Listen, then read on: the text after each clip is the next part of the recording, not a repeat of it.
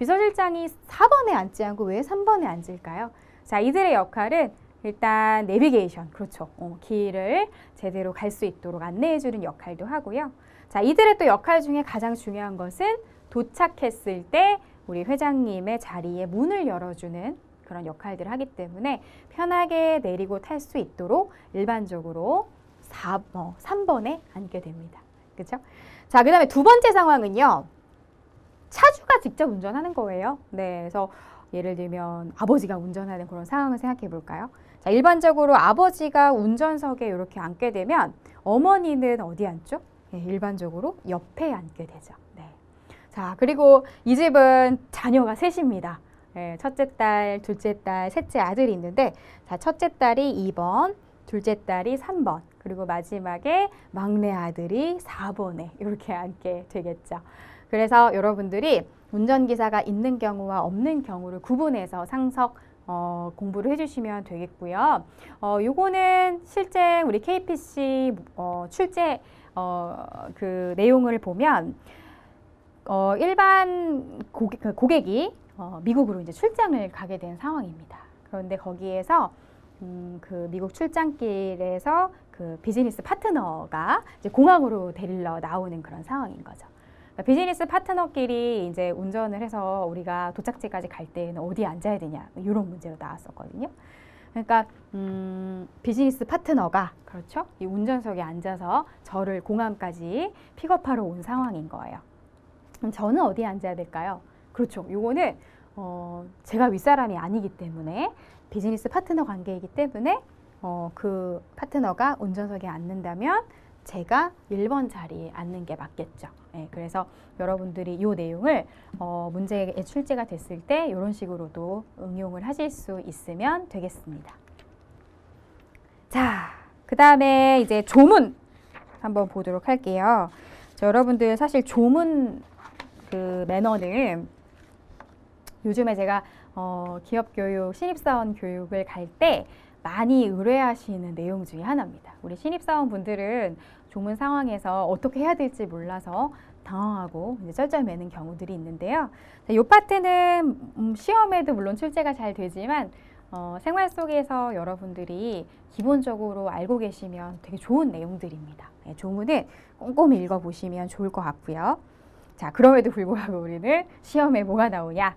자, 여기 보시면 정신적으로 힘든 유가족에게 말을 계속 시키지 않는다라는 얘기들이 있어요.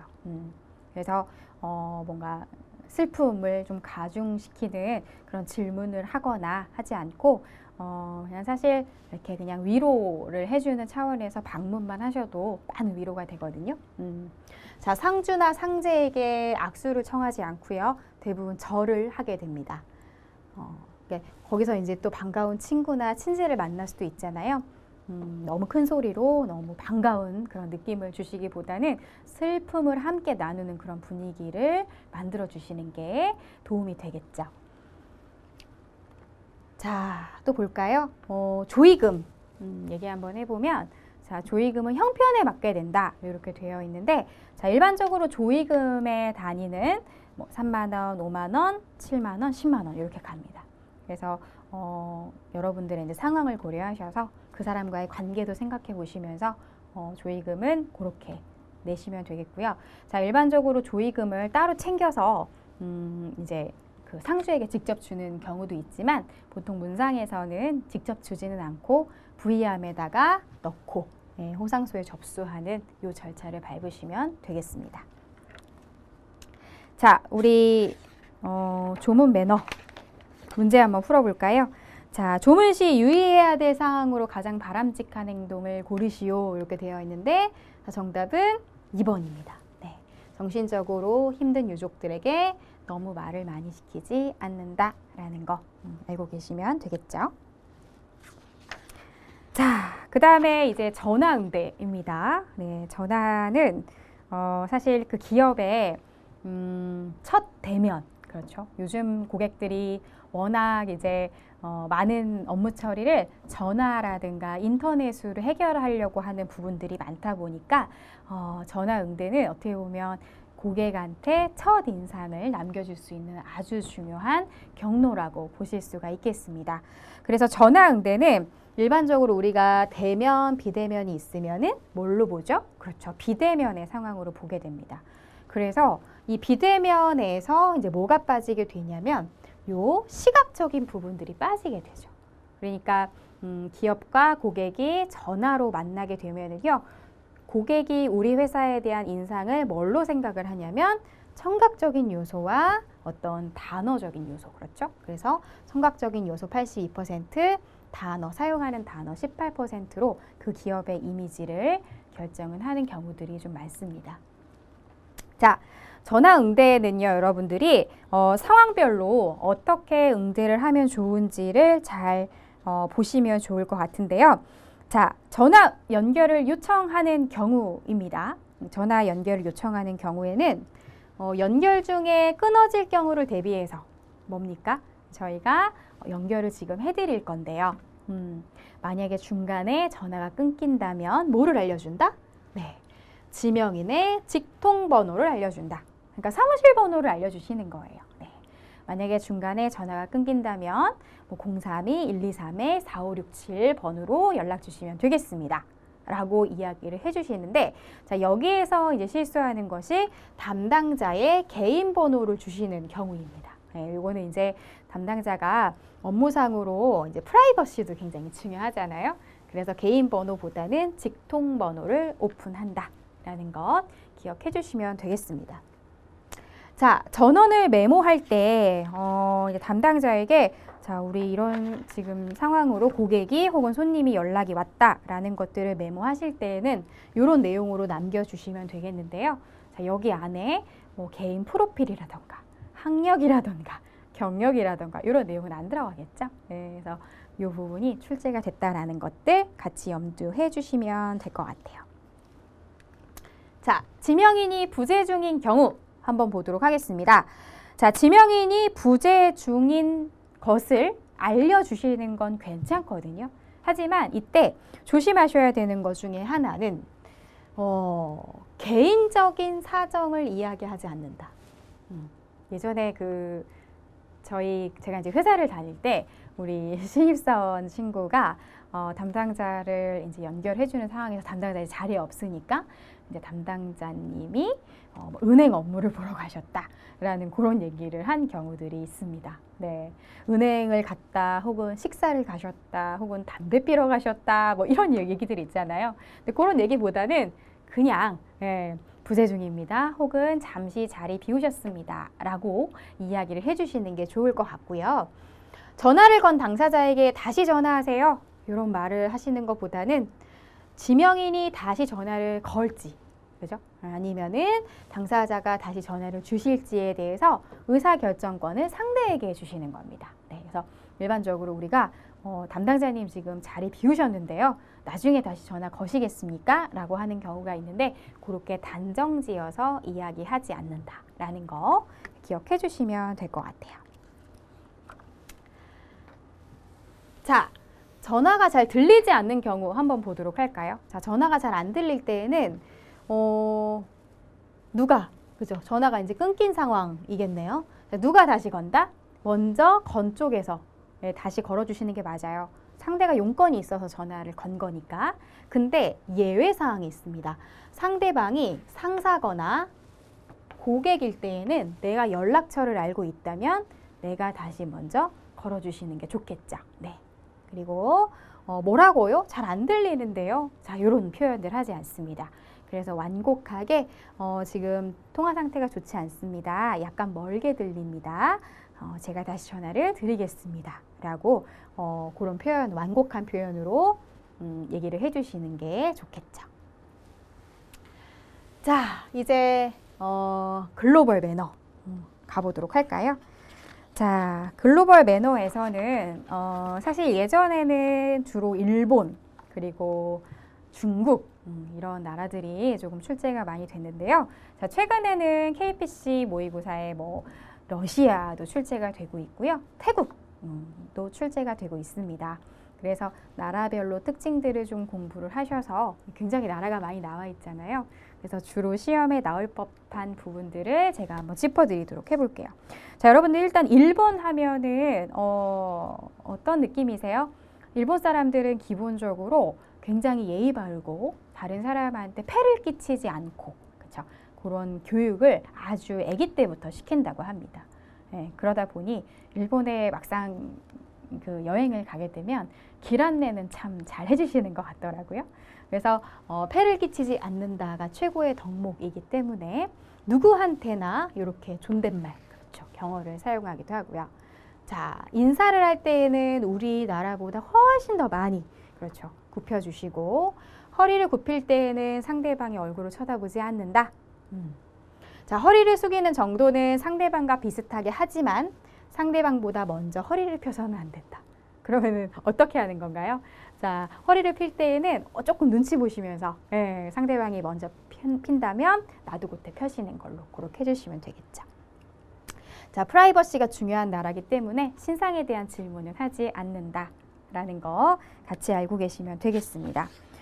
자, 일본의 식사 매너 한번 보도록 할까요? 자, 일본은요, 기본적으로 이렇게 밥그릇을 들고 젓가락으로 먹는 나라죠. 네, 그래서 그게 이제 다른 나라에 하고 이제 비교했을 때 좀 차이가 될 수 있겠고요.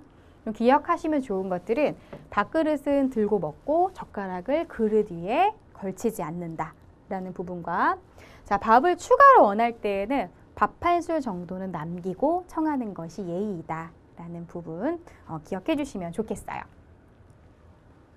자, 중국 한번 보도록 할까요? 자, 중국은 혹시 관시라고 들어보셨나요? 네, 굉장히 정이 많고요. 이게 뭔가 집단주의들이 좀 있고, 그리고 그들끼리의 어떤 융통적이고 신뢰가 있는 그런 문화들이 좀 있어요.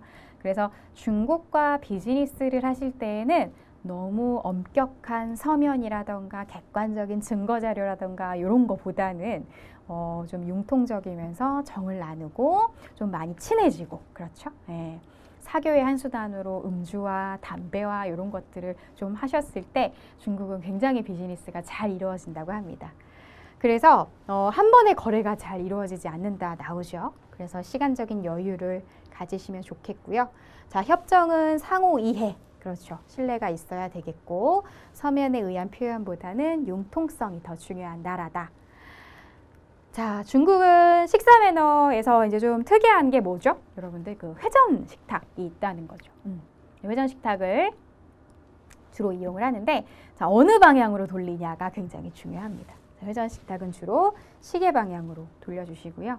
음식이 아주 수북히 담아 있거든요. 수북히 담아 있는 음식을 조금씩 덜어서 드시면 될 것 같아요. 자, 중국 사람들이 굉장히 그 기름진 음식들을 많이 먹잖아요. 그래도 살이 안 찌는 이유가 뭐랍니까? 요 차문화라고 이야기를 합니다. 차를 워낙 많이 마시기 때문에 기름진 음식들도 이렇게 다 희석을 한다고 하네요. 네.